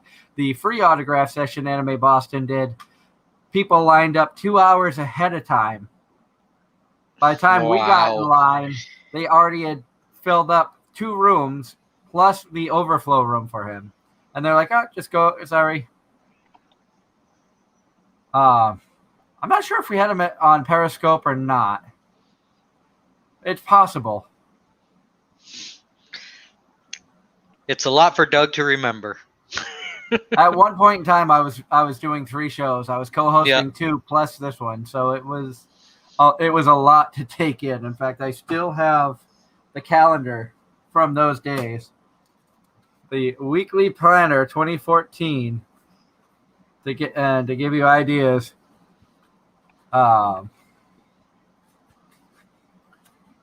Wednesday, Friday, and Sunday, the guests that we would have.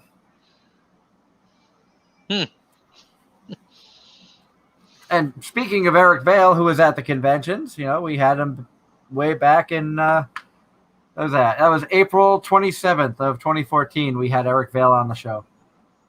And I still remember that was his birthday, and he was barbecuing while on the air with us. So, a lot of cool stuff going on. Like I said, coming up next week, or I should say this coming Sunday, we are going to be welcoming back Macy Ann Johnson to the show. We're going to be talking about her career as a voice actress, how she feels about the cons coming back, the roles that she's been doing, and things of that nature. Coming up on September 26th, we have Anthony Bowling is coming back. And like I said, with the new video format, we finally get to see Anthony face to face for the first time, even though he's been on the show probably 8 or more times. We finally get to see him face to face. We have October 3rd, we have Sophia Copen is going to be joining us all the way from the UK, where it's going to be a lot of fun chatting with her about anime, seeing what it's like in the UK to get anime, the types of shows, things of that nature, a whole different perspective from what we experience here in the US. October 10th, Codswell is going to be joining us again, and we may have some other people. So I'm not sure, Darren, have you heard from Codswell if he's going to be bringing his friends with him or not? I know he said he's planning on bringing in one. He hasn't exactly said who it is. Actually, may not be a bad idea to message him here in the next week or two just to make sure he's still good for that date. And it also looks like we may have Mario Bueno coming back for that show, so the 2 of them can chat as well. And knowing how Mario likes to talk, you and I might just have to sit back and let them go. Maybe, because Godswill, generally a quiet person, but you get him going on something that he's passionate about, and he can go on for a minute. And of course, October 17th, we have our Miss Kobayashi's Dragon Maid special. So far, we have Christy Rothrock confirmed. I did speak with Sarah Wiedenheft, who voiced Toru at Connecticon this past weekend. Unfortunately, October is a bad month for her, where she is going to be in the process of moving, so she doesn't know if she'll be able to make it or not. Unfortunately, we weren't able to talk to Leah Clark, who voiced Miss Kobayashi herself, but I have sent emails out and hopefully we'll hear a response back from them. I'll also reach out to some of the other cast to see if maybe Jade Saxton wants to join us. Maybe we can get Shota's voice actors or some of the other voice actors on the show to come. Might be fun to get Lukawa on, or Kana's little creepy friend there. I forget her name. Oh, Lord, you just had to go, man. Psychoa. Psychoa. Yeah, the Psycho. That's how I should remember her. Psychoa. She's psychotic. Yes, because, well, yeah. Because Psychoa. She's not a yandere yet, but she has the potential to be.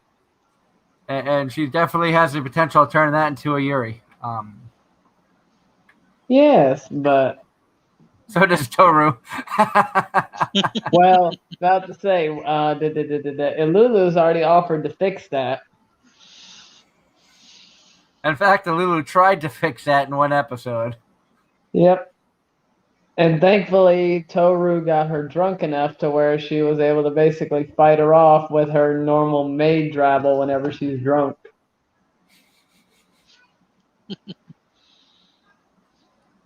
And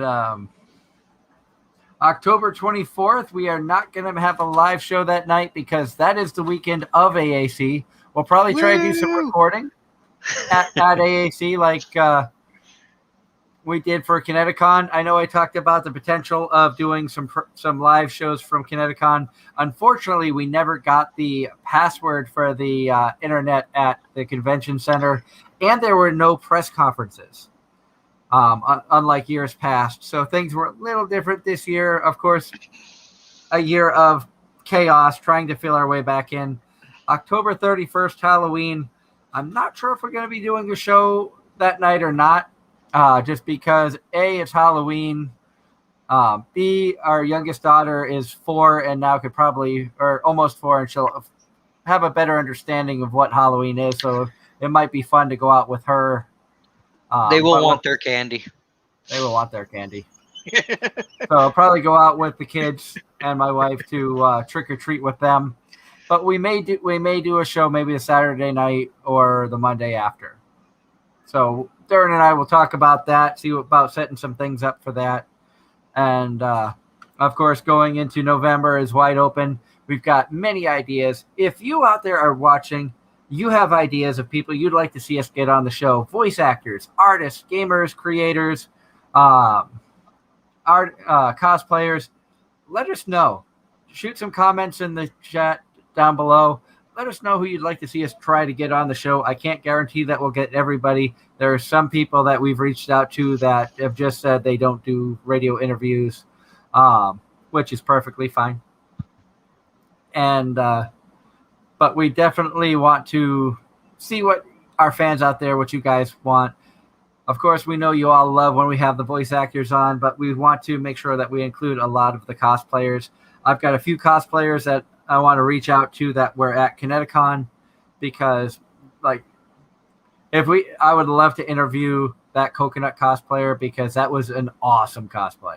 Yeah, that was really good. Whether bought or made, that was awesome. Oh, and going back on that, my favorite from the show was Cinnamon. Because she makes you all wet? Pretty much. Nah, she just had a cute atmosphere about her. Jeremy hasn't seen a lot of the animes that we've seen, but we're planning on sometime soon, within the next couple of weeks, having Jeremy over for a pizza, wing, and anime night, where we are going to subject this poor bastard to a bunch of different animes. It started with saying just pizza, and then it's, oh, by the way, we're going to watch all these. So wait, what happened? we're gonna be introducing Jeremy to some animes outside of Team 4-Star. Start with Aho Girl. I was thinking Conception, but Leanne said no.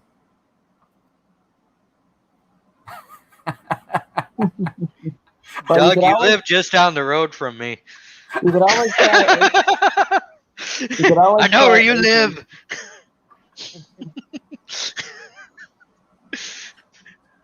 We'll start with Conception, then go to School Days. He'll never want to see anime again after those two.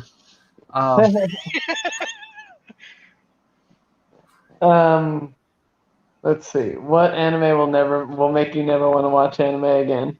Conception's a good one. Let's see. Aho Girl will have you questioning yourself. Pop Team Epic will have you wonder why you were watching it. Fully Cooley Season 1 will make you feel dumber after 6 episodes. Chiho School Road is good just to pass the time. I mean, these are some great animes, don't get me wrong. I've sat down and watched Fully Cooley multiple times. Same thing with Chiho School Road. Pop Team Epic I've seen a few times as well. I mean, Ghost Stories is definitely one that we want to have him start off with because, Yep. hands down, in my opinion, this is one I will argue to anybody. If they say, name a good English dubbed anime that's better than Japanese, this is number one on my list. I will put this in front of Pokemon. I will put this in front of Dragon Ball.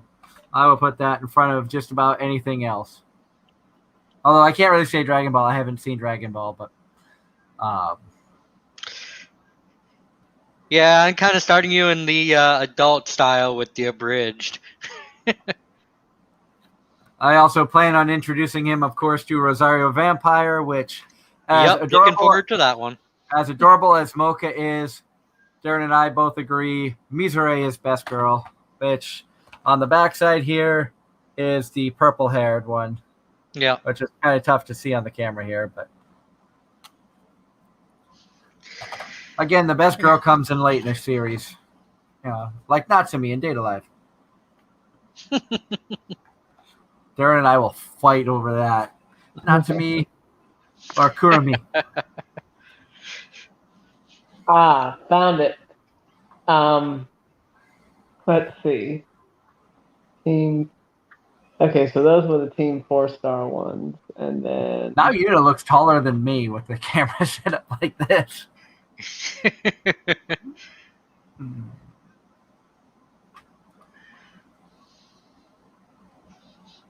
I kind of feel bad because I know that our good friends are over there on the Chaotic Good Cast are doing their podcast right now, and we're kind of going up against them, and I usually watch them. I'm gonna pop into the chat just to say hello.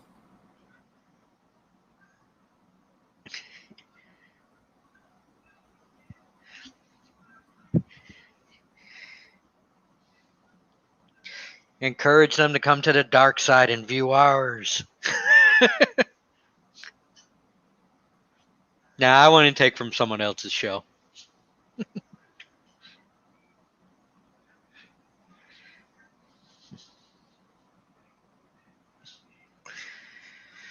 But typically on Monday nights, we do watch the Chaotic Good Cast over at Victory Conditions Gaming's YouTube channel. And so I had to pop in to say hello and let them know that we didn't forget about them. We're just kind of on the air ourselves. Yep, gotta do our little thing after being gone all weekend. And Karma, you are right. Eric Vale was the guy who played Loki in Fairy Tail. I'd seen that comment a little bit ago and forgot to actually respond to it. So I'm sorry.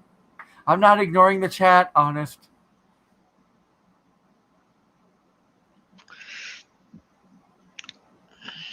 And we are just about out of time here for this week's show.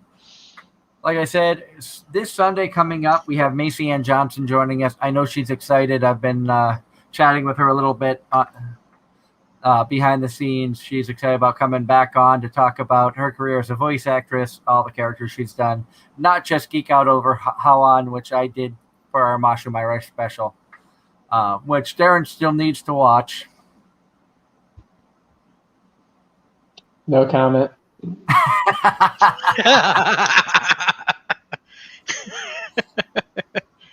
Let me get caught up with my regular shows first, and then I'll get right on that. So 2025? If we're lucky. Yeah. I mean, heck, I would have got a lot more stuff done today, but I slept till almost 11 o'clock. Because I got worn out at the day job. What is sleep? Sleep is for the weak. Yep. Definitely. Plenty of time to sleep when you're dead. I just drink my Deadpool energy tea and I'm good to go. Speaking of Deadpool, that was probably the best sub versus one they did. Oh, we saw some interesting ones this weekend at Connecticon, actually. In the death match, there was a Deadpool Bob Ross.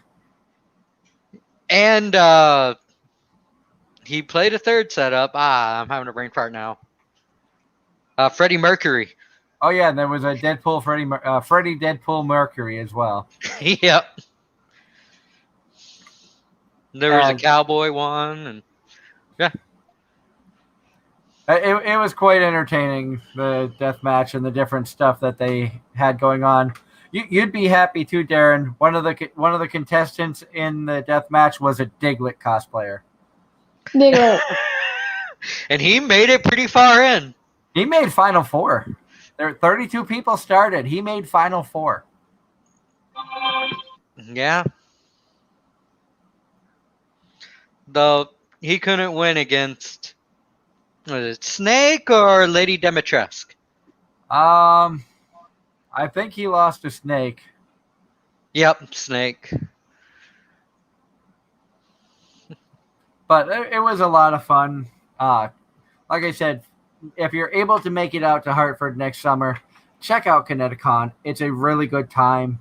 Once they have their bearings back about them, they're going to have things streamlined. It seems like as the weekend went on, things went a lot smoother for registrations. It seemed like the registration line on Friday and Saturday were moving pretty smoothly. A lot of great cosplayers. We got to see, like I said before, we got to see our friend Sam Momochi cosplay, her friend Bree, who are cosplaying as Inuyasha and Sashomaru, which they were amazing cosplays. Oh my god, were they really good? They were. There were a lot of dad jokes. A lot of dad jokes. Oh, there was a lot of bad jokes during that. Yes. Match. Apparently, the guy who hosts the death match every year is known for dad jokes, and he tells a lot of really bad ones. So much so that it seems like they have started the Boo for Him campaign. So every time he tells a dad joke, everybody just boos. They were so bad, I don't remember most of them. A lot of them had to do with a skunk. He did have a couple of skunk ones, probably because they stunk so bad. What was the skunk's favorite sandwich? Peanut butter and smelly sandwich there. Yeah. It was just terrible. How much does a skunk's pelt cost? 1 cent? Yeah, 1 cent. That was another one. But on that note, yeah, you get a little off track there. On that note, we want to thank Jeremy for joining us tonight. Of course, a big thank you to Darren for being the co-host with the most. And even though he couldn't make Connecticon, he still was able to enjoy some of our memories. Thank you to all of you awesome people out there in the chat room who came in, chatting with us, had questions, comments. It's great to see all the faces coming out there. If you're new here, hit that subscribe button.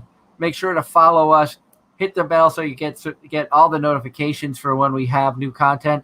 We will be editing and putting up some of our Connecticon video content through the 2 different cameras we had throughout the week. Hopefully by next weekend we'll have most of that up, as long as things go smoothly with the editing process. But until Sunday, when we welcome Macy Ann Johnson back here on Anime-Zing Radio, I hope you all have an amazing week. Keep watching those shows. And until next week, this has been Anime-Zing Radio right here on YouTube. Bye.